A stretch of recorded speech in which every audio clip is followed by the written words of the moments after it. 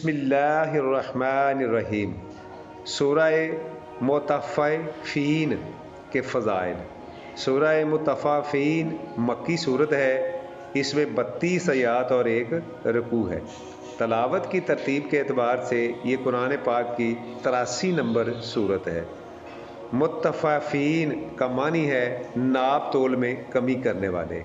इस सूरत की पहली आयत में नाप तोल में कमी करने वालों के लिए हलाकत का ऐलान है।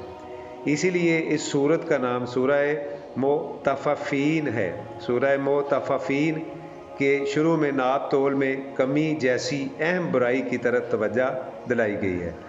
वो जब दूसरों से लेते हैं तो नाप और तोल पूरा रखवाने की कोशिश करते हैं, लेकिन जब देने की बारी आती है तो डंडी मारते हैं।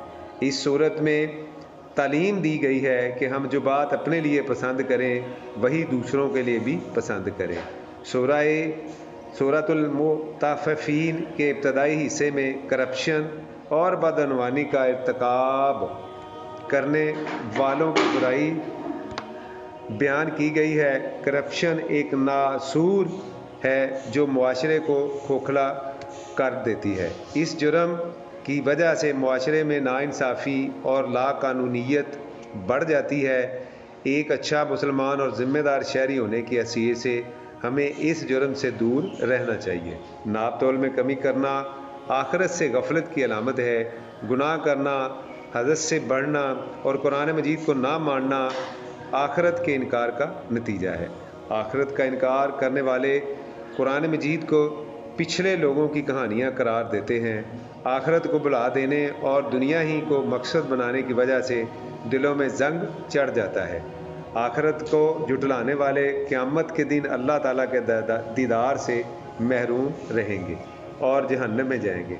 बदकारों के नामा माल सज्जीन और फर्मा बरदारों के नामा माल अलीन में होंगे। सज्जीन का लफ्ज़ी मानी कैद खाना है, जब अलीन का लफ्ज़ी मानी मियाना मैं खाना है। सूरह मुतफ़्फ़िफ़ीन में जन्नत की नेमतों का तज़किरा फरमाते हुए अल्लाह ताला ने बताया है कि नेक लोगों के चेहरे जन्नत की नेमतों की वजह से तरोताज़ा होंगे।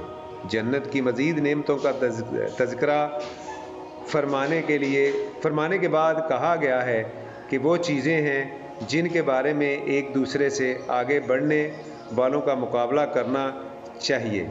ये फ़ानी दुनिया है, इस काबिल नहीं है कि इसको मकसूद समझकर इसमें मुकाबला करो। ये तो चंद दिन की राहत का सामान है।